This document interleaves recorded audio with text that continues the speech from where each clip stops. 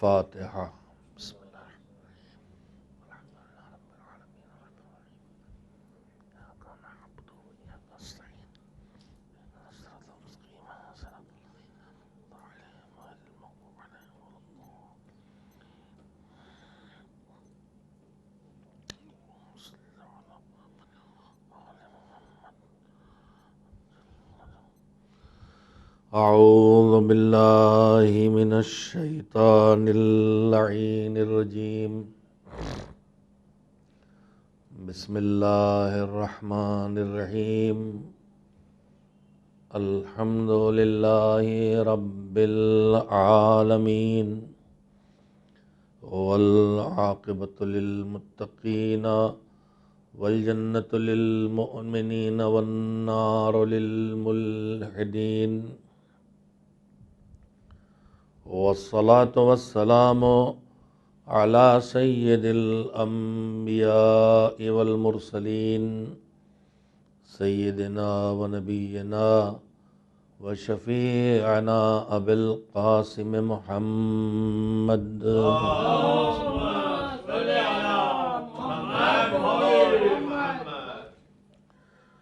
وآلہ الطیبین الطاہرین المعصومین المظلومین، واللعنۃ الدائمۃ الباقیۃ علی اعدائہم اجمعین من الآن الی یوم الدین۔ اما بعد، فقد قال اللہ سبحانہ وتعالی فی کتابہ المبین، وهو أصدق الصادقين وقوله الحق۔ بسم الله الرحمن الرحيم۔ ومن يطع الله ورسوله ويخشى الله ويتقه فأولئك هم الفائزون۔ صلوات بھیجیں محمد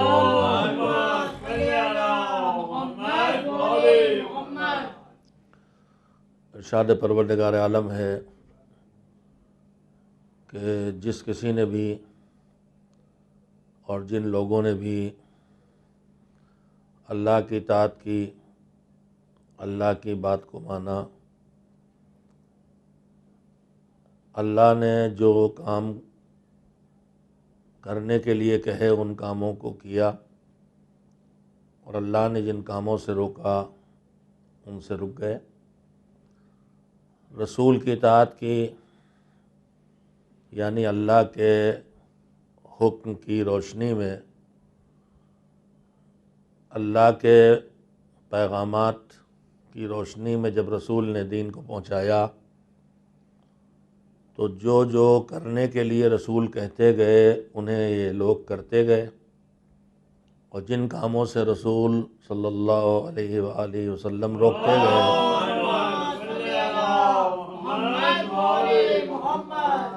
ان کاموں سے لوگ اپنے آپ کو روکتے رہے،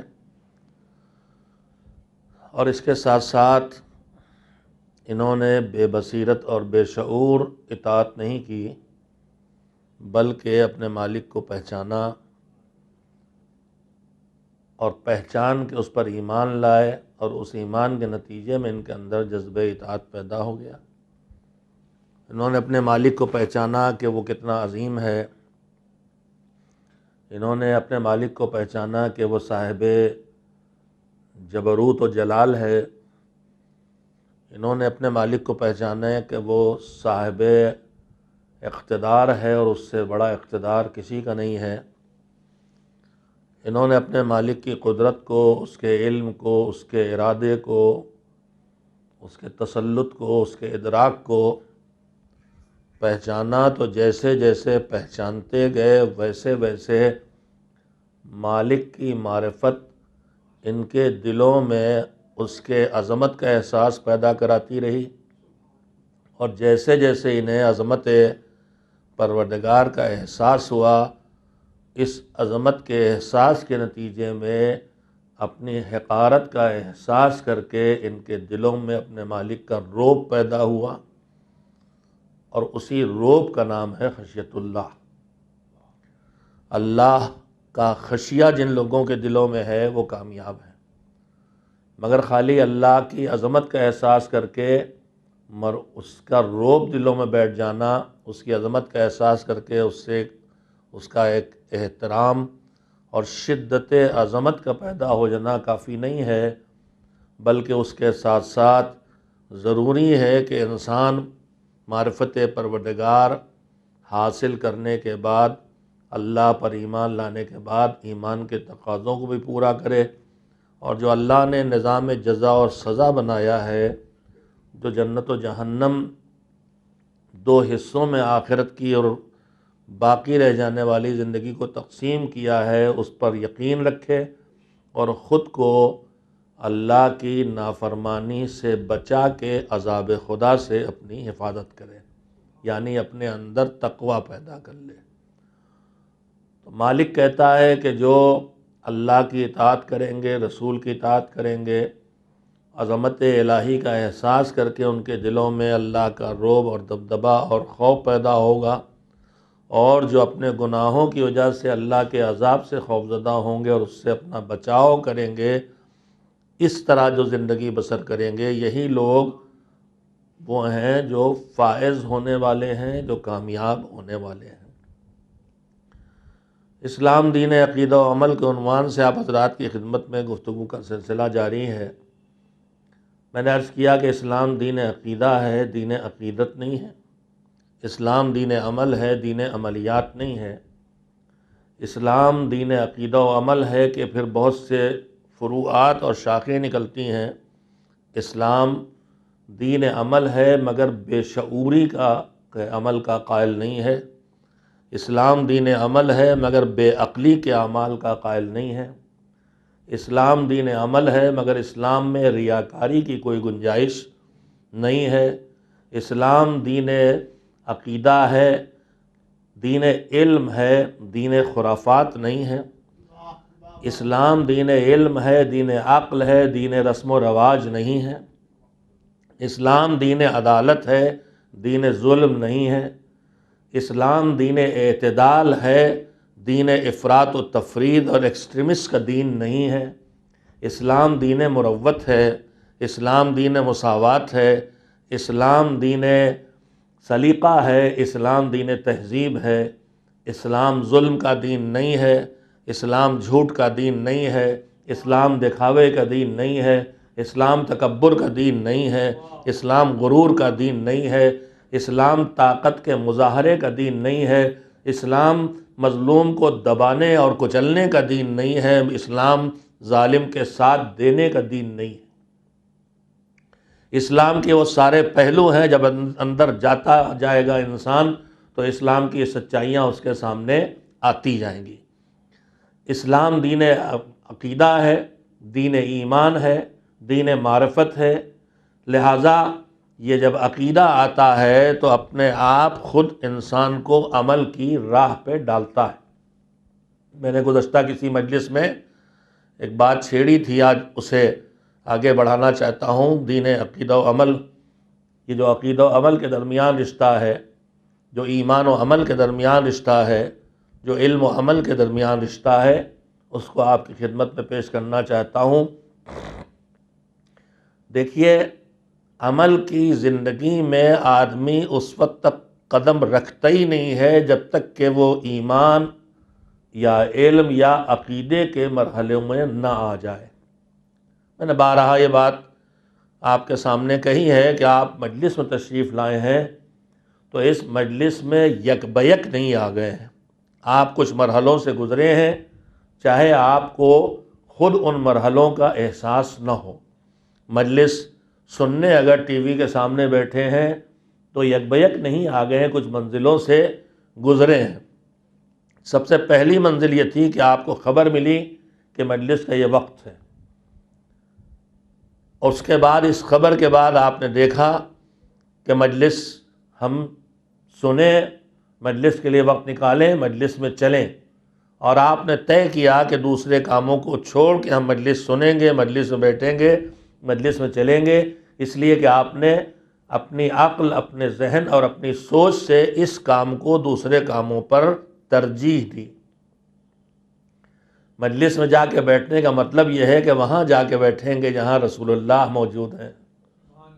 مجلس میں جا کے بیٹھنے کا مطلب یہ ہے وہاں جا کے بیٹھیں گے جہاں فاطمۃ الزہرا کا وجود ہے.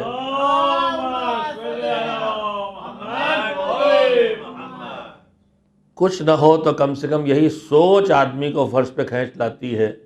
اس سال تو مجبوریاں ہیں.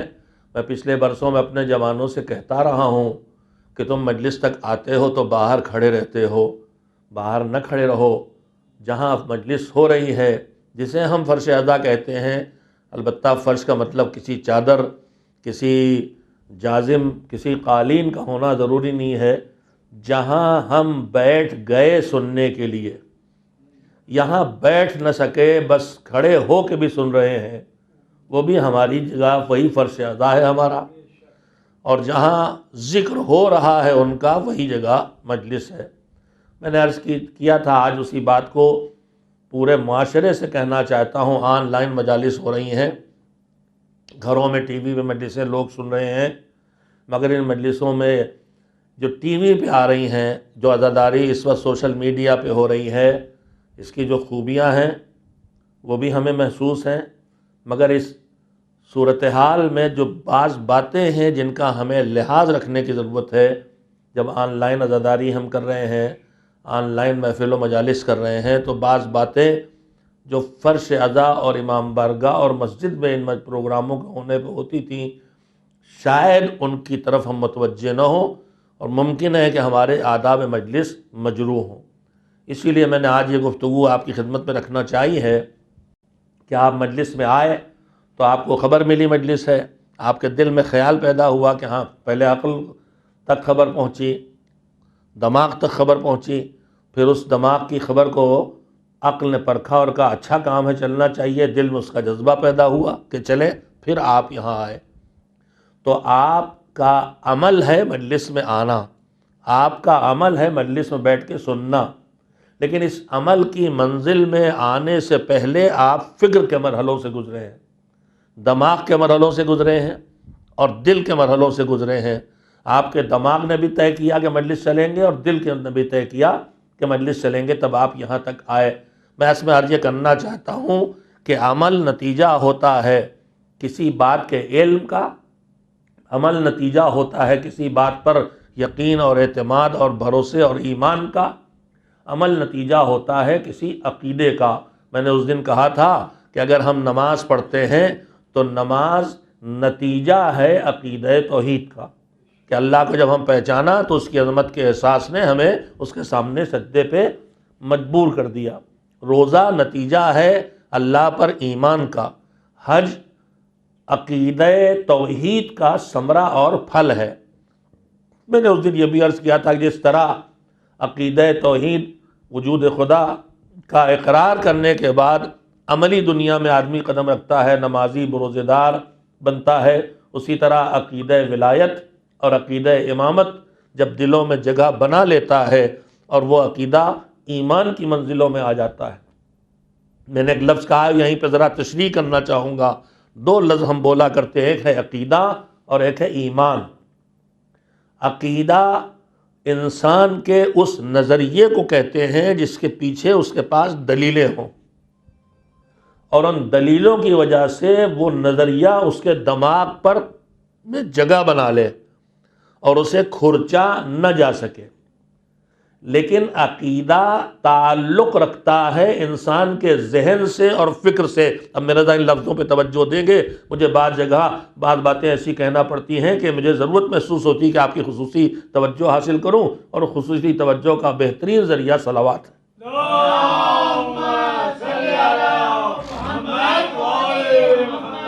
اللہ کی برکتوں کے حاصل کرنے کا ذریعہ بھی، جزا حاصل کرنے کا ذریعہ بھی صلوات. میں نے خالی آپ 4 لوگوں سے تھوڑی کہا تو یہاں بیٹھے ہیں، ان سب سے کہا ہے جو کہیں بھی اس وقت میری مجلس میں آواز سن رہے ہیں کہ صلوات بھیج کے اپنے اپنے گھروں میں برکتوں کے حاصل کرنے کا سبب بن جائیں.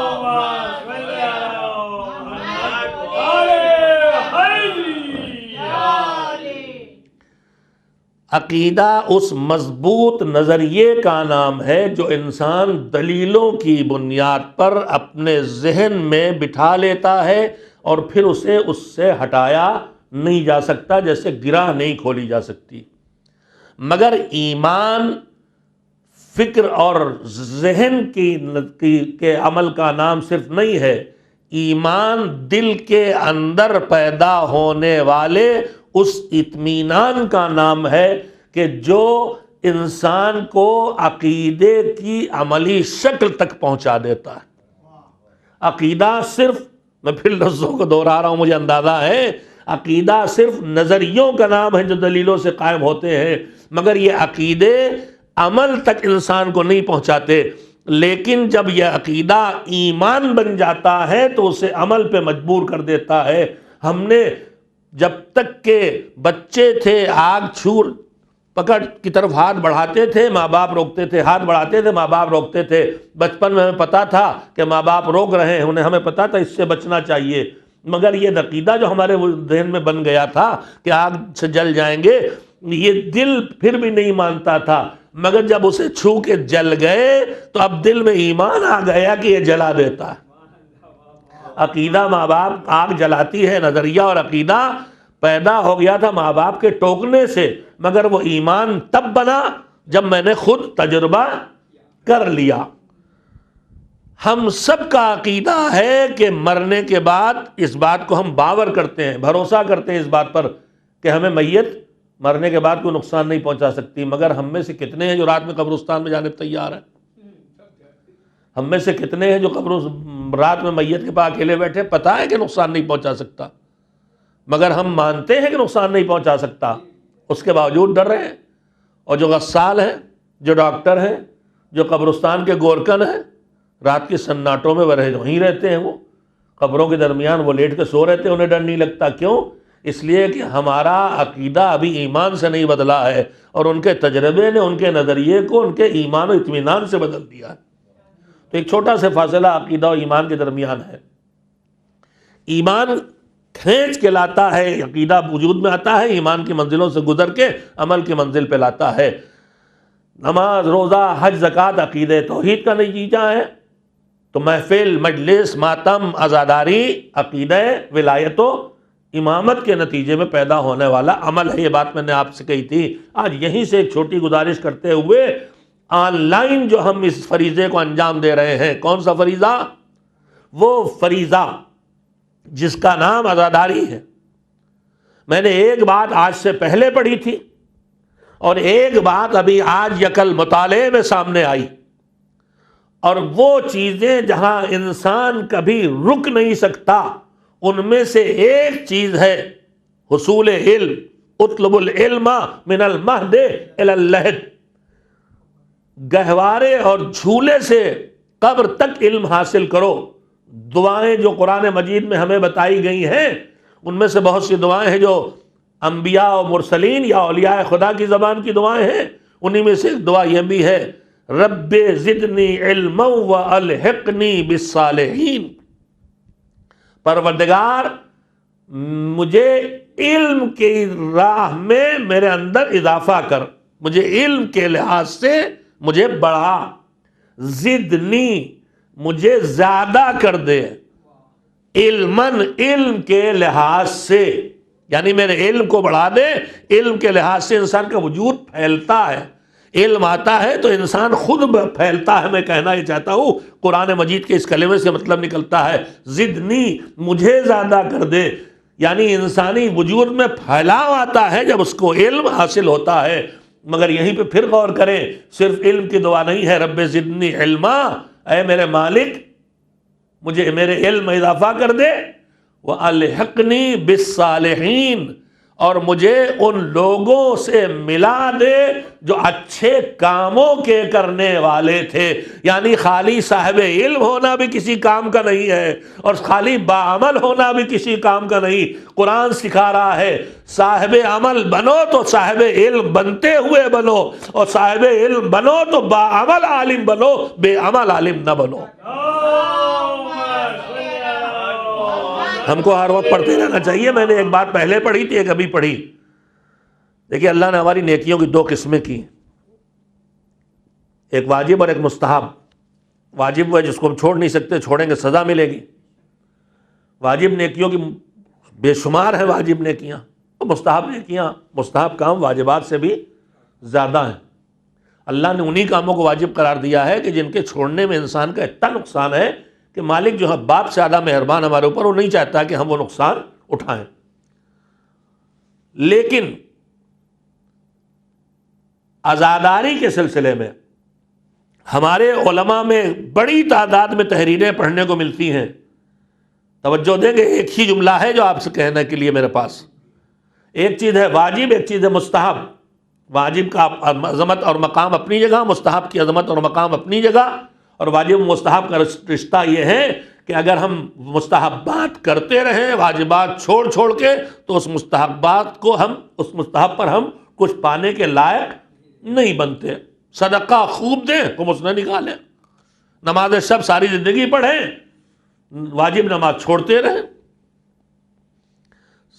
مستحب روزے جو سال میں 2-4 مشہور آتے ہیں دن ان میں رکھ ڈالیں، اور واجب روزہ نہ رکھیں، تو اس کی کوئی ویلو نہیں۔ مگر ہمارے علماء اور ہمارے صاحبان قلم کا ایک جملہ ہے کہ عزاداری ہے تو مستحب، مگر وہ مستحب ہے جو بہت سے واجبات پہ بھاری ہے۔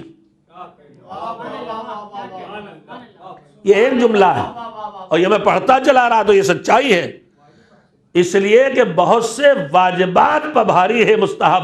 یہ مستحب وہ ہے جو انسان کے وجود میں پورے دین کے عمل کا جذبہ پیدا کرتی ہے۔ خود تو مستحب ہے عزاداری، مگر یہ ماتم ہمیں سجدے کرا دیتا ہے، یہ مجلس ہمیں نماز پڑھوا دیتی ہے، اس لیے واجبات پہ بھاری ہے۔ یہ جملہ پڑھتا رہا ہوں میں، مگر فقہی دنیا میں، علمی دنیا میں ہمارے ہاں جمود نہیں ہے، ہمارے ہاں دروازے فکر و اجتہاد بند نہیں ہے، فکر و فقاہت بند نہیں ہے۔ ابھی میں نے آج یا کل کے مطالعے میں پڑھا، اسی وقت کے علماء میں جو ابھی بہت زیادہ سینئر بھی نہیں ہے، انہوں نے فکر پیش کی ہے۔ قرآن مجید کی ایک آیت ہے وَذَكِّرْهُمْ بِأَيَّامِ اللَّهِ، قرآن کہتا ہے کہ ان لوگوں کو مومنین عام انسانوں کو اللہ کے دن یاد دلاؤ۔ اب یہ ایام اللہ کیا ہیں؟ حج مثلا یوم اللہ ہے، اللہ کا دن، عید کا دن اللہ کا دن، جتنی چیزیں جس دن کوئی اللہ کا بڑا کام ہوا ہے، جیسے پورا رمضان کیا ہے، بولیے، پورا مہینہ رمضان کا اللہ کا مہینہ ہے، اسی طرح سے اللہ کے دن بھی ہیں۔ ہر وہ دن جو اللہ کے دین کے کاموں میں کسی بڑے کارنامے کو اپنے اندر سمیٹے ہیں، یوم اللہ ہے۔ اور ایام اللہ میں ہے بدر، ایام اللہ میں ہے خندق، ایام اللہ میں ہے بعثت، ایام اللہ میں ہے غدیر، ایام اللہ میں ہے۔ ڈھونڈتے رہیے آج ایام اللہ کون ہے۔ قرآن کہتا وَذَكِّرْهُمْ بِأَيَّامِ اللَّهِ، آپ انہیں ایام اللہ کی یاد دلائیں۔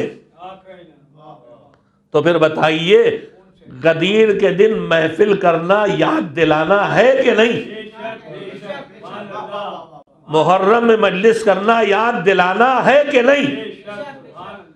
اب جو فقیہ، جو محقق جس نے لکھا، اس نے کہا یہ پھر وہی ذرا علمی بات ہے، وذکر، یاد دلاؤ، صیغہ امر ہے، حکم ہے۔ میں جب آپ سے کہتا ہوں کسی سے پانی پلائیے، پانی پلاؤ، تو یہ 2 طرح کے اس سے مطلب نکل سکتے ہیں۔ ایک جو اس کے ساتھ جب میں کہہ رہا ہوں، کس سے کہہ رہا ہوں، کون سے حالات ہیں، کیا پوزیشن ہے، اس سے فیصلہ کیا جاتا ہے کہ یہ جو کہہ رہے ہیں یہ کام کرو، تو یہ واجب ہے کرنا کہ چھوڑ نہیں سکتے، یا اختیار ہے کہ چھوڑ سکتے۔ اب یہ ایک بہت لمبی بحث ہے اصول فقہ کی، جسے میں یہاں چھیڑنا بھی نہیں چاہتا، ورنہ پھر اسی میں وقت لگ جائے گا، اور میں بہک گیا تو جو اس بات کہنے آیا تو اس سے ہٹ جاؤں، جیسے آج پہلی مجلس میں ہوا ہے۔ امر کا صیغہ کرو، کھاؤ، بیٹھو، سنو، نہیں کا صیغہ نہ دیکھو، نہ سنو، نہ بولو۔ یہ آیا ہمیشہ وجوب پہ دلالت کرتے ہیں یا مستحب بھی کاموں کو بھی کہا جاتا ہے؟ نہیں حرام بھی ہے اور مکروہ دونوں کے لیے، تو امر اور نہیں دونوں اس طرح ہیں کہ واجب کے لیے بھی ہیں، مستحب کے لیے بھی ہیں۔ اور حرام کے لیے بھی ہے اور نہیں حرام مکروہ کے لیے نہ کرو، ہو سکتا ہے حرام ہو سکتا ہے مکروہ ہو، کرو، ہو سکتا ہے واجب ہو سکتا ہے مستحب ہو، تفصیلی بحث ہے۔ وَذَكِّرْهُمْ بِأَيَّامِ اللَّهِ، لیکن اس آیت کے ارد گرد کی جو آیتیں ہیں یہ طے کیسے ہوتا ہے؟ واجب ہے کہ یہ وجوب کے لیے آیا، امر کے استحباب کے لیے، بڑی علمی سی بات کہہ رہا ہوں، حضرت علمیہ سے نکلی ہوئی، مگر یہ سب درس اجتہاد کے حصے ہیں۔ میری قوم ذرا میرا جوان یہ بھی سمجھے کہ جو ہمارے فقہا فتوے دیتے ہیں یہ کوئی آنکھیں موند کے بیٹھ نہیں جاتے اور جنما میں لکھ دیتے ہیں، یہ کتنی زحمتوں سے گزار کی صحتیت پہ پہنچتے ہیں۔ میں اس سے چھوٹا سا ٹکڑا آپ کے سامنے رکھ رہا ہوں، ہر جگہ آیات میں روایات میں امر نہیں آیا ہے، کرو نہ کرو، کرو نہ کرو، کرو نہ کرو۔ اب یہ طے کرنا کہ واجب پہ دلیل ہے کہ مستحب ہونے کی دلیل ہے، یہ کوئی آسان کھیل نہیں ہے۔ اس کا لہجہ، اس کے ارد گرد کی باتیں، اس وقت کا ماحول، اس وقت کے حالات، کہنے والا کون، کس سے کہا گیا، کن حالات میں کہا گیا، کن شرائط، اس سب کو ملا کے طے ہوتا ہے کہ واجب ہے کہ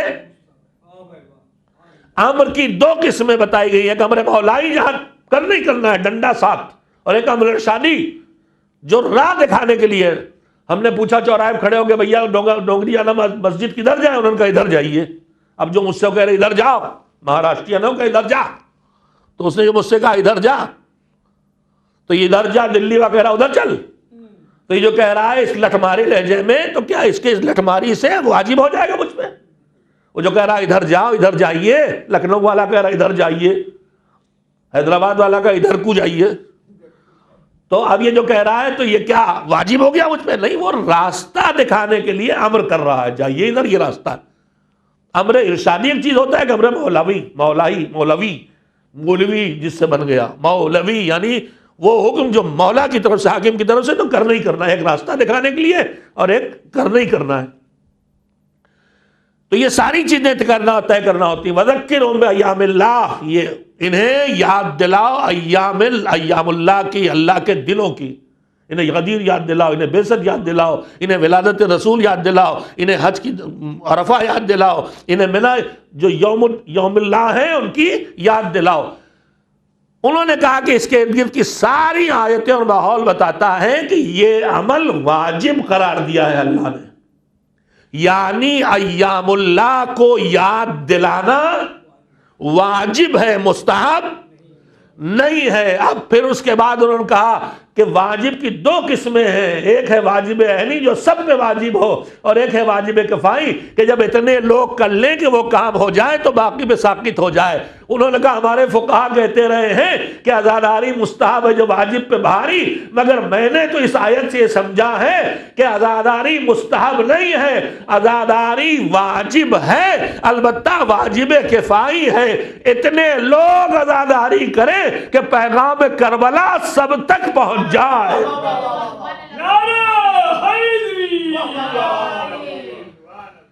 اور اگر آپ غور کریں اس سال کی پابندیوں میں، ہمارے مراجع نے ہمیں عزاداری کے جو سلیقے سکھائے تھے اس میں جلوس رک گئے، گھبراؤ نہیں، بڑی مجلسیں بڑے اجتماع نہیں کر سکتے، مت گھبراؤ، انہوں نے خاموشی سے ہمیں راہ دکھا دی تھی۔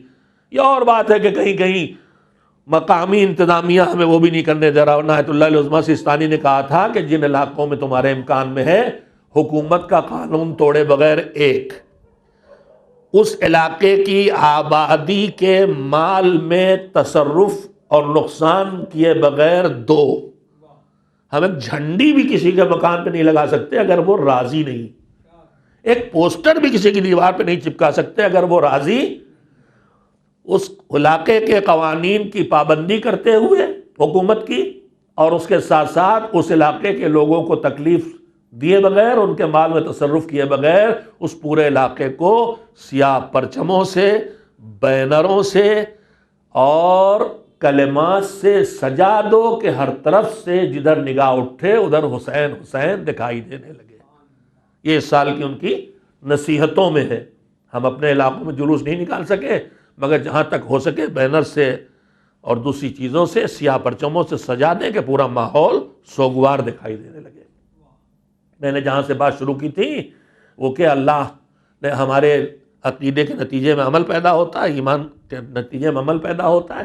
اب جو بات کہنا چاہتا ہوں، عمل کی دو قسمیں، اللہ کی مہربانیاں دیکھیے اور عزاداری کے لیے اس کا اہتمام دیکھیے۔ 'وَذَكِّرْهُمْ بِأَيَّامِ اللَّهِ' یہ انہیں یاد دلاؤ ایام اللہ کی، اللہ کے دنوں کی، انہیں ولادت رسول یاد دلاؤ، انہیں حج کی عرفہ یاد دلاؤ، انہیں عقیدے کے نتیجے میں انسان کو عمل کرنا، عمل کی دو قسمیں ہیں. میں بار بار یہ بات آپ کے سامنے کہہ چکا ہوں. کچھ اعمال اللہ ایسے کہتا ہے کہ جن کا طریقہ معین کر دیتا ہے. ابھی کل پرسوں میں نے بات کی، مثلا کہتا نماز صبح پڑھو تو بتا دیا نا کہ کیسے پڑھو. 2 رکعت پڑھو، اس طرح پڑھو، یہ تکبیرۃ الاحرام کہو، یہ سورہ پڑھو، یہ ہم پڑھو، یہ دوسرا سورہ پڑھو، رکوع کرو، ایک قنوت پڑھو، تشہد پڑھو، جو بھی بتا دیا. اب اس میں ہم کو کسی تبدیلی کا حق نہیں ہے. اگر اس میں اس نے تشہد بتا دیا ہے کہ اس طرح پڑھو، تو پھر اب ہم تشہد میں نہ کچھ گھٹا سکتے ہیں نہ کچھ بڑھا سکتے ہیں. یہ بحث بھی ہمارے درمیان پتہ نہیں کہاں سے آ گئی. ان چیزوں کو کہا جاتا ہے توقیفی، جہاں وہ چیزیں ہیں جہاں اللہ کی طرف سے روک دیا گیا کہ اس کو ایسے ہی کرنا ہے بس. اب اس میں ہمارے پاس گھٹانے بڑھانے کی گنجائش نہیں ہے. تشہد کے کلمات توقیفی ہیں، معین کر دیے ہیں. ٹھیک ہے کہ رسالت سے ولایت جڑی ہوئی ہے، لیکن آل محمد کہنے کے بعد اللہ نے بھی اس میں شامل کر دیا. آپ کیوں چاہتے ہیں کہ آپ کے لفظوں میں پہنچے؟ کیا تشہد ذکر ولایت سے خالی ہے؟ تشہد میں کسی بھی فرق اسلام میں بغیر صلوات کے تشہد نہیں ہے.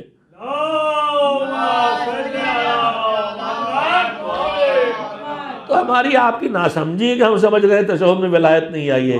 صلوات آ گئی تو آل محمد آ گئی تو ولایت آ گئی. ایک صلوات بھیجے محمد والے. اور یہ وہی مسئلہ ہے جو ہم ابھی آپ سے پہلی مجلس سے کہہ رہے تھے کہ نص کے مقابلے میں کیا اجتہاد. یہ وہی والا اجتہاد ہے جو حرام ہے. اللہ نے یہاں منسوخ کر دیا تشہد. توقیفی اب جو ہے وہ ہے. خیر تو میں عرض کر رہا تھا کہ جو اللہ کی طرف سے عمل کا حکم توجہ دے. اب وہاں پہنچا جہاں کے لیے میں نے اتنی گفتگو چھیڑی تھی. جو عمل ہمیں کرنا ہوتے، چاہے واجبات ہوں چاہے مستحبات، وہ 2 طرح کے ہیں. حکم دے کے طریقہ معین ہم کچھ نہیں کر سکتے. اچھا جو نیکیاں اگر آپ ان میں غور کریں تو بہت سی شرطیں ہر جگہ پائی جاتی ہیں. مثلا نیکیاں کرنے کی عمر کیا ہے؟ کا بلوغ. لڑکی 9 سال کی ہو جائے، لڑکا 15 سال کا ہو. اچھا چلیے صاحب ہو گئے تو اب کیا ہر وقت نماز پڑھنا شروع کر دیں؟ کہا نہیں، جب وقت آئے گا تب. تو دوسری شرط ہے وقت کی. ہم نے کہا اچھا وقت آ گیا تو انہوں نے کہا نہیں، بہت سی جگہوں پر خالی وقت آنا کافی نہیں ہے، خاص جگہ کی بھی ضرورت ہے. مثلا حج ہے، حج کرنے کے لیے خاص جگہ ہے، وہاں جانا پڑے گا. اچھا پھر کہا نہیں، خاص تاریخیں اور خاص مہینہ بھی ہونا ضروری ہے حج میں مثلا. تو بہت سی شرطیں ہیں اعمال میں. عام طور پر ان میں سے ایک شرط ہے بلوغ کی، ایک شرط ہے وقت آنے کی. بعض اعمال ہیں جن میں خاص تاریخ کی شرط ہے، خاص دن. نماز جمعہ ہے تو جمعہ کو ہوگی، دن کی شرط ہے. ظہر ہے تو ظہر کے وقت ہوگی، وقت کی شرط ہے. تو جتنی چیزیں اعمال ہیں ان میں طرح طرح کی شرطیں ہیں. کچھ اعمال اللہ نے ایسے رکھے ہیں جہاں یہ شرطیں کہیں نہیں ہیں. مثلا علم فریضہ حصول اس کا، مگر علم میں کسی خاص عمر پہ ذمہ داری نہیں رکھی گئی. من المہد، بلوغ کا انتظار نہیں ہے. کسی خاص جگہ مکے جا کے علم حاصل کرو نہیں، چین جانا پڑے تو جاؤ، جہاں ملے وہاں لے لو. اچھا عبادت میں نماز پڑھنے کھڑے ہو تو ڈھونڈ کے لاؤ امام جماعت، مومن بھی ہو، عالم بھی ہو، عادل بھی ہو. اور علم لینا ہے، کہا تمہاری کھوئی ہوئی، تمہارا کھویا ہوا قیمتی خزانہ ہے، جہاں مل جائے لے لو، چاہے اللہ کے منکر کے پاس ہی کیوں نہ ملے. تو نہ جگہ کی قید لگائی، نہ وقت کی قید لگائی، نہ عمر کی قید لگائی. یہ بھی تو نہیں کہا حج پیسہ لو ہو تب کرنے جاؤ، زکوٰۃ کماؤ تو نکالو، خمس بچاؤ تو نکالو. علم میں کوئی شرط نہیں ہے، غریب ہو تو بھی علم حاصل کرو، امیر ہے تو بھی علم حاصل کرو. تو کچھ فرائض ایسے رکھے جہاں اللہ نے کسی طرح کی قید رکھی ہی نہیں ہے. زکوٰۃ میں پیسے کی قید ہے، خمس میں بچت کی قید ہے، رمضان میں مہینے کی صحت کی قید ہے، حج میں جگہ کی، پیسے کی، سفر کی سہولتوں کی قید ہے، نماز میں وقت کی قید ہے، بلوغ کی تو کم سے کم قید ہے. ایک علم مجھے دیکھے ملا. اور اب جو میں نے غور کیا تو اللہ نے جو نیکیاں ہمارے ذمے رکھی ہیں ان میں ایک عزاداری ملی ہے. کہا بچپن سے ہماری محبت اپنے بچوں کے دلوں میں ڈالو. امیر ہو چاہے غریب ہو، آنسو تمہیں بہنا اس لیے کہ تم ہمارے ٹکڑے ہو. تو بلا قید اللہ نے جو جی میں ہمیں عطا کی ہیں ان میں سے ایک عزاداری رکھی ہے، اور جتنی شرطیں گھٹتی جائیں عمل کی گنجائش اتنی بڑھتی جاتی ہے۔ سوچو اگر اللہ نے عزاداری کے کچھ خاص طریقے معین کر دیے ہوتے، جو کل پرسوں بھی میں نے بات کہی تھی، تو ہم کتنا مایوس ہوتے۔ جلوس کا طریقہ نہیں اپنا پا رہے، ایک نیکی چھٹ گئی، فرش ادا بچھا کے مجمع نہیں لگا پا رہے، کا کوئی بات نہیں ہے، ہم نے تمہارے ہاتھوں میں طریقہ دے دیا ہے، بڑے مجمع چھوٹ گئے تو پوری دنیا میں چھوٹے مجموع کی مجلس گھر گھر کر ڈالو، بڑے جلوس ختم ہو گئے تو ہر گھر میں 4 آدمی کھڑے ہو کے لوحہ پڑھ کے ماتم کر کے گھر گھر سے جلوس نکال ڈالو۔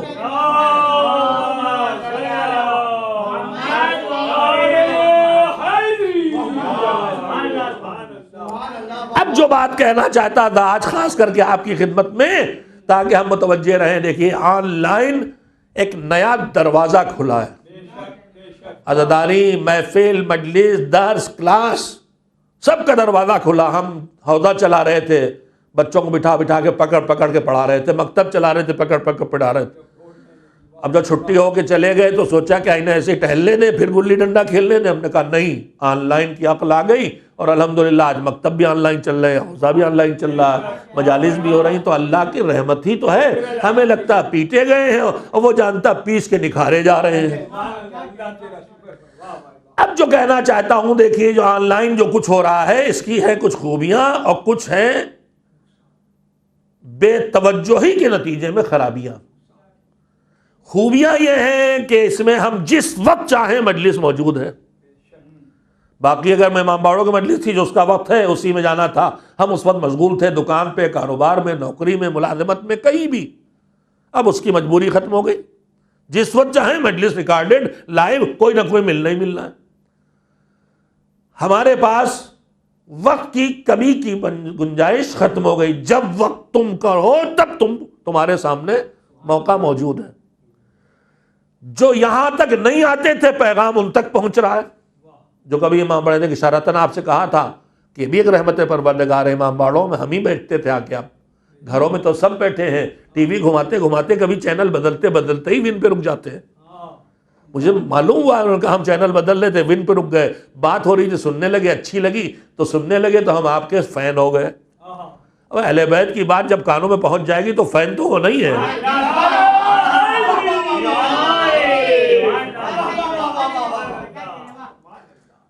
تو میرے عزیزوں گنجائشیں بڑی ہیں، لیکن کچھ ہماری ذمہ داریاں بڑی ہیں۔ میں نے ایک چیز یہ دیکھی ہے کہ جب آدمی آ کے سیدھے فرش ادا پہ سامنے بیٹھتا ہے تو 100% کم سے کم ظاہری طور پر اس کی توجہ خطیب کی طرف ہوتی ہے۔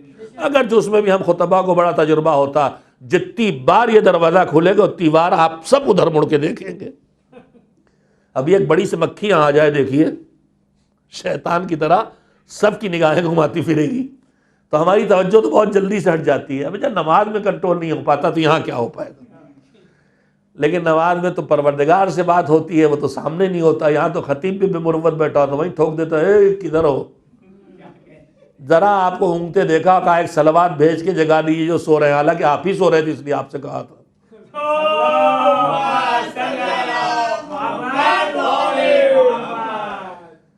لیکن جب آن لائن ہوتا ہے تو ہم نے اب تک یہ دیکھا ہے کہ ہم اپنی میز میں بیٹھے کام بھی کر رہے ہیں، مجلس بھی چل رہی، کھانا بھی کھا رہے ہیں، مجلس بھی چل رہی، باتیں بھی کر رہے ہیں، مجلس بھی چل رہی ہے، فون اٹینڈ بھی کر رہے ہیں، مجلس بھی چل رہی ہے۔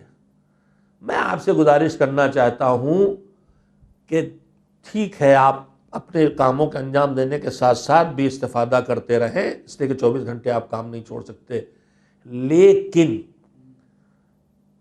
اپنے 24 گھنٹے میں کم سے کم اتنے گھنٹے جتنے محرم میں آپ فرش اعضاء پہ جا کے بیٹھتے تھے، اپنے گھر میں مجلس کے سننے کے لیے ٹی وی کے سامنے بیٹھ کے سنیں۔ پہلی بات۔ دوسری بات عرض کرنا چاہتا ہوں کہ اپنے گھر میں ایک ٹھکانہ ضرور بنائیں، کوئی ایک گوشہ زمین کا کہ جو آپ کے مذہبی کاموں کے انجام دینے کی جگہ ہو۔ وہیں پہ بیٹھ کے آپ دعا پڑھیں، وہیں بیٹھ کے آپ نماز پڑھیں، وہیں بیٹھ کے آپ مجلس سنیں۔ کیوں؟ میں بھی وہی عرض کرنا چاہتا ہوں، اور اسی مجلس آج کی ختم ہو جائے گی۔ ہم نے، آپ نے سب نے مسائل میں پڑھا ہے ایک چیز کو، اور ایک چیز روایات میں پڑھی ہے۔ مسائل میں پڑھا ہے کہ جب کسی انسان کا دم نکلنے لگے اور دم نکلنے میں دشواری ہو، تو اس دم نکلنے کی دشواری کو کم کرنے کے لیے، مٹانے کے لیے تدبیریں بتائی گئی ہیں۔ ان تدبیروں میں سورہ یاسین کا تلاوت ہے، کلمات یاد نہیں رہے، اصطلاح لا الہ الا اللہ الحلیم الکریم والے کلمات، جس کے شبیہ کلمات ہم قنوت میں پڑھتے ہیں، ان کی تلاوت ہے، اس سے کلمات کو دہروانا ہے۔ ان کلمات کو سورہ صافات اور صف کی تلاوت ہے، سورہ یاسین تو معروف ہی ہے، اس کے علاوہ اور سورہ جیسے سہولت پیدا ہوتی ہے۔ انہیں میں دم نکلنے میں جب دشواری ہو رہی ہے تو روایات میں یہ ہے کہ اسے لے جا کے وہاں لٹا دو جہاں وہ نماز پڑھا کرتا تھا۔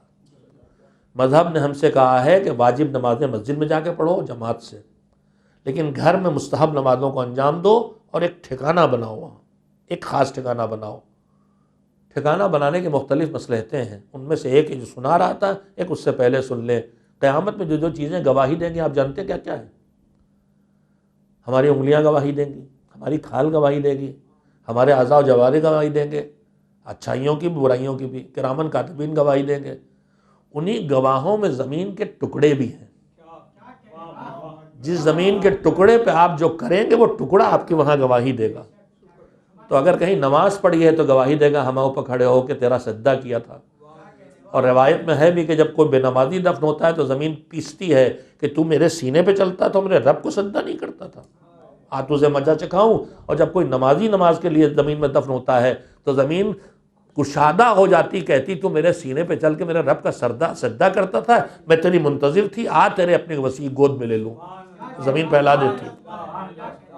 تو اگر نمازوں کی گواہی دے گی زمین، تو ہم نے کسی جگہ بیٹھ کے ذکر رسول سنا، ذکر خدا سنا، ذکر فاطمہ کیا، آنکھوں سے آنسو گرے، ہم نے وہیں پہ بیٹھ کے ماتم کیا، تو انشاءاللہ کل یہ گواہی دے گی کہ ہم گواہ ہیں کہ اس جگہ بیٹھ کے انہوں نے تیرے بیٹے فاطمہ، تیرے بیٹے کو ماتم کیا تھا۔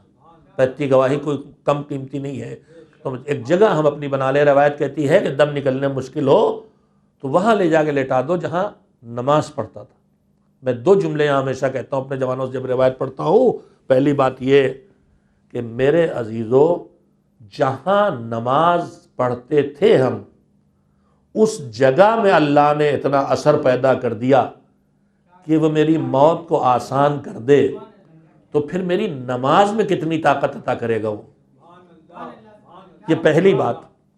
اور دوسری بات یہ ہے کہ میرا جیسا جہاں نماز پڑھ لے، جہاں اس کے آنسو ہو سکتا ہے کہ بھی گر گئے ہوں دو، اس میں اللہ اتنا اثر پیدا کر دے کہ وہ میرے مرض الموت میں تکلیف کو کم کر دے یا مٹا دے، تو وہ خاک کربلا جہاں حسین نے سجدہ کیا، جہاں حسین کا خون جذب ہوا ہے، وہ اگر خاک شفا بن جائے تو اس میں تعجب کی بات کیا ہے؟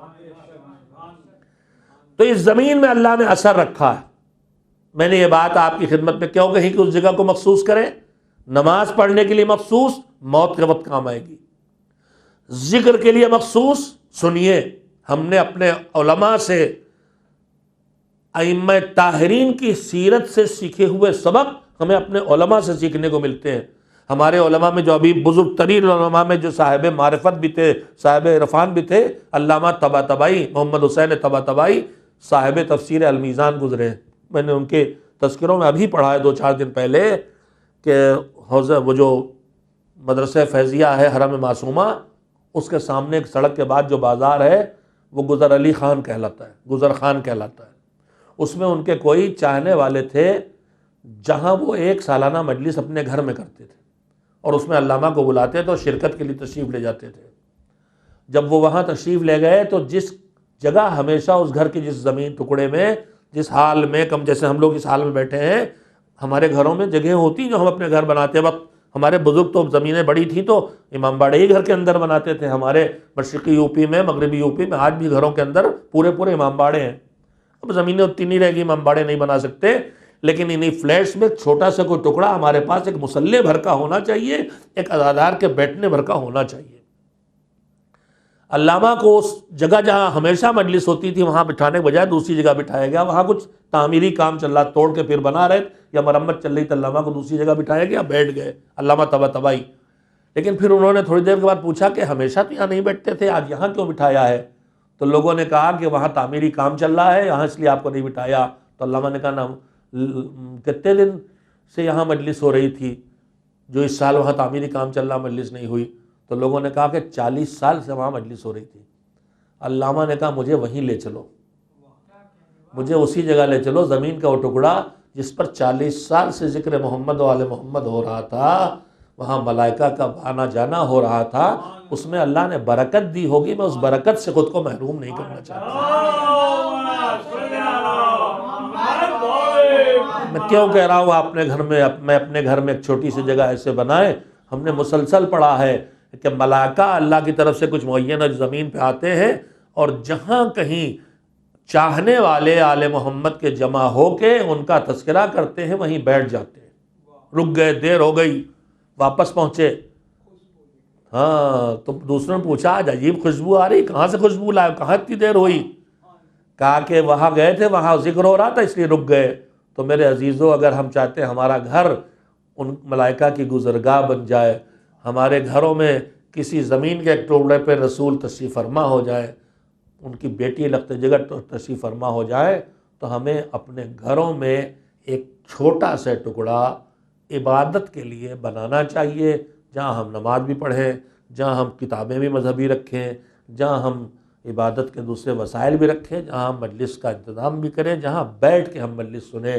اس سے ہم خود بھی بہت کچھ برکتیں حاصل کریں گے، اور ہماری اگلی نسلیں سیکھ جائیں گی ہمیں دیکھ کے، جیسے ہمارے بزرگوں نے ہمیں سکھایا، احترام اعضاء سکھائی، احترام تبرکات اعضاء سکھایا، ہمیں عالم کا احترام، ہمیں تزیح کا احترام، جو منسوب ہم نے ان کی طرف کر دیا ہے، جب ان کا احترام ہمیں اس طرح سکھایا جائے گا، تو جو خود اللہ کے منسوب کر دی ہوئی حرم مطہر ہیں وہاں ہم جائیں گے تو ہمارے اندر سلیقہ ہوگا کہ نہیں ہوگا۔ نئی نسل کو تربیت کرنا ہے تو اپنے گھروں کو عزا خانہ بناؤ عزیزو۔ بس میں نے آج کی زحمت آپ کو یہیں پہ ختم کی میرے عزیزو۔ میں نے اس دن جب یہاں ایک سپہر کو مجلس پڑھی تھی تو میں بڑی دیر تک اسی بات پہ لرزتا رہا، سننے کے لیے اس وقت کوئی نہیں تھا، پھر لوگ آ گئے، میں لرزتا رہا کہ مجمع کوئی نہیں تو ہم بے چین ہو رہے ہیں، لیکن پھر تصور میں آیا کہ یہیں کہیں تو رسول اللہ بھی بیٹھے ہیں، یہیں کہیں تو فاطمۃ الزہرا بھی بیٹھی ہیں۔ بڑا سخت کام ہے، مگر انہی کے کام کے لیے حاضر ہوتے ہیں، اور انہی کی دی ہوئی توفیق ہے جس کے سہارے حاضر ہوتے ہیں۔ ایام عزا شروع بھی ہوئے اور ڈھلان کی طرف آ بھی گئے۔ 5 محرم گزر گئی، 5 محرم گزر گئی، یعنی وہ تاریخ بس نزدیک ہے جب حسین کے خیموں سے ننھے ننھے بچے الاتش الاتش کی صدائیں بلند کریں۔ میں نے کل پرسوں آپ کی خدمت میں بار بار بات کہی ہے کہ 5 محرم سے حسین کے خیموں میں پانی آنا رک گیا تھا، پانی آنا رک گیا تھا 5 محرم سے۔ 7 محرم کو پانی ختم ہو گیا۔ 7 محرم کی صبح سے سب پیاسے تھے، اور اتنے پیاسے تھے، ابھی پچھلی مجلس میں نے پڑھا کہ جناب زہیر پانی لینے گئے تھے 7 محرم کو، پانی نہیں ملا تھا، مگر زہیر نے کہا تھا میں نے دیکھے بچے پیاسے ہیں اور بہت پیاسے ہیں، اور اتنے پیاسے ہیں کہ اگر انہیں پانی نہ ملے گا تو مر جائیں گے۔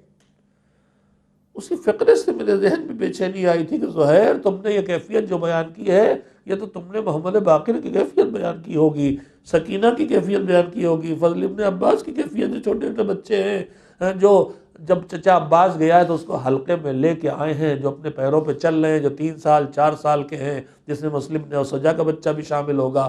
تم نے ان پیر پہ چلتے بچوں کو دیکھا، جب تم نے انہیں دیکھا ہے جو 3 4 سال کے ہیں، ان کے لیے بھی کہہ رہے ہو کہ پانی نہ ملا تو مر جائیں گے، تو میرا وہ 6 مہینہ کا آقا زادہ، وہ رباب کا پھول، ارے جب 5 سے پانی نہیں ہے تو سکینہ کے لیے، باقر کے لیے، بچوں کے لیے، سکینہ کے لیے، بچوں کے لیے حسین نے پانی کب سے پینا چھوڑا؟ زینب نے پانی کا، میرے اصغر کے لیے پانی بچ جائے، رباب نے کب سے پانی پینا چھوڑ دیا، اور جو چھوڑ دیا ہے تو اب 7 محرم کی صبح آئی ہے تو نہ پانی ہے نہ ماں کے سینے میں بچے کے لیے دودھ فراہم ہے۔ غش کے عالم میں آ گیا، چوتھا دن ہے عصر عاشور کا۔ حسین اکبر کے جنازے کو کلیجے سے لگا کے بچوں کے سہارے خیموں تک پہنچا چکے، اب کوئی نہیں ہے کہ جو حسین کی مدد کو آئے۔ پھر بھی پہنچے لشکر یزید کے سامنے، بلایا، ہمارے خون سے اپنے ہاتھوں کو رنگین نہ کرو۔ گفتگو تمام کی، حجت تمام ہوئی، پھر بھی آواز دی، حل من ناصر یا رسول اللہ، ارے اکیلا ہوں، کوئی ہے مددگار، فریاد کر رہا ہوں، کوئی ہے میری فریاد کو پہنچنے والا۔ چاروں طرف نکلے، لاشوں پہ خیموں کی طرف مڑے، تمہیں کیا ہو گیا جواب نہیں دیتے؟ کہ ایک مرتبہ خیموں سے بیویوں کے گریے کی آواز میدان تک پہنچ گئی۔ تیزی سے گھوڑا دوڑاتے ہوئے آئے، زینب ابھی تمہارا بھیا زندہ ہے، یہ اتنا بے چین ہو کے کیوں گریا ہو رہا ہے؟ کہ آواز لشکر تک گئی، کہا بھیا ابھی تم نے جو سنائے حلمین بلند کی، تمہارے آواز کی بے بسی نے اصغر کی نیند توڑ دی۔ غش کھا کے بچے نے تڑپ کے جھولے سے گرا دیا، اب کسی گود میں چین نہیں لیتا۔ حسین سمجھ گئے میرا لال مدینے سے جو وعدہ کر کے چلا تھا اسے پورا کرنا چاہتا ہے، لا میرے بچے کو دو، شاید کوئی رحم کھا کے پانی پلا دے۔ رباب للے سے کملائے ہوئے پھول کو گود میں لے کے آئی، حسین کی آغوش میں دیا، حسین نے ہاتھوں پہ لیا، کملایا ہوا پھول سمیٹ کے لے کے چلے۔ تیز دھوپ میں نکلنے سے پہلے ابا کا دامن ڈالا کہ دروازے پہ رباب ماں پہنچ گئی بھیا کو آخری نظریں دیکھنے کے لیے۔ ہم نے آپ نے سب نے سفر کیا، جب تک ہماری مائیں زندہ تھی ہماری ماں دروازے پہ آگے کھڑی ہو جاتی تھی آخری نظر دیکھنے کے لیے، اور رو روتے رخصت کرتی تھی، جب کہ پتہ تھی پھر آئے گا پھر آئے گا۔ ہائے رباب کھڑی ہے، اسے بتا جو گیا واپس نہ آیا۔ جا میرے لال، نگاہوں سے کہا، سر اٹھا کے حسین کے چہرے پر نظر ڈالی، آقا میرے بچے کی خیر ہو، کوئی گیا تو زندہ واپس نہ آیا۔ حسین سر جھکائے آئے، ٹیلے کی بلندی پہ پہنچے، بچے کو سامنے کیا، تم میرے دشمن میرے خون کے پیاسے، اس بے قصور کا قصور کیا، اسے پانی دے دو۔ بے اثر ہو گئی آواز۔ حسین نے کہا بیٹا تیرے باپ کی آواز ان کو اثر نہیں کرتی، تو اپنے باپ کی بات ان تک پہنچا دے۔ 6 مہینے کے اصغر نے پورے بدن کی طاقت سمیٹی، ہومک کے رخ کیا لشکر کا، پپڑائے ہوٹوں پہ سوکھی زبان پھیری، لشکر تڑپ کے رویا، انقلاب قریب، حکم دیا ہرملا جلدی قصہ تمام کر، بھاری بھرکم تیر پھلوں کا تیر جو اونٹ کو ذبح کر دے۔ ننھا سا گلا باپ کی طرح سنسنانا تیر ہومک کے گلا آگے بڑھایا، گلا چھدا، حسین کے بازو میں تیر اترا، بچہ پلٹ کے باپ کی طرف آ گیا۔ حسین نے لاشے کو سنبھالا، خون کا ایک قطرہ نہ زمین پہ گرنے دیا، نہ آسمان نے قبول کیا، چہرے پہ ملا۔ ایک امتحان دے چکے تھے، اس سے بڑا امتحان مولا اکبر کے کلیجے سے برچھی نکالی مشکل کام تھا، مگر دونوں ہاتھ برچھی پہ تھے، لاشا زمین پہ۔ یا حسین جب امتحان دے رہے ہیں، ارے لاشا بھی سنبھالنا ہے، تیر کو اگر کھینچے تو گلے سے پھر واپس آئے گا، لہذا بازو کی پشت کی جانب سے تیر کھینچنا، خون نہ گرنے پائے ورنہ زمین سے قطرہ نہ اگے گا. تیر کھینچا، ننھی لاش لے کے خیموں کا رخ کیا. شاید رباب کا چہرہ سامنے آیا. آقا میرے بچے کی خیر. اِنَّا لِلَّهِ وَإِنَّا إِلَيْهِ رَاجِعُونَ. پھر دل کو مضبوط کیا رضا قضائی تسلیم الامر. چل مرحلوں سے گزر کے خیمے تک پہنچے. رباب لے جا اپنے لال کو، لے جا اپنے لال کو. ابا سے پہلے بہن دوڑ کے آگے میرا بھیا پانی پی کے آ گیا کیا؟ ارے ابا جواب ابا بھی پہنچ گئی تھی. دہشت زدہ ماں نے کہا میرے لال تیرے جیسے ایسے ذبح کر دیے جاتے ہیں. حسین نے امتحان اوڑ دیا.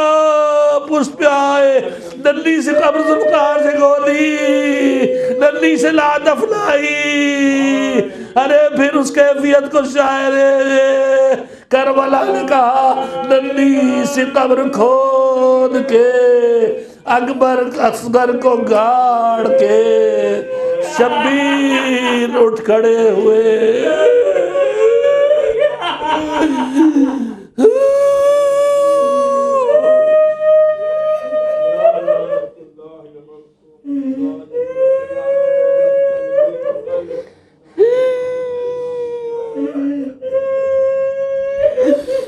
میرے مولا کی بے بسی.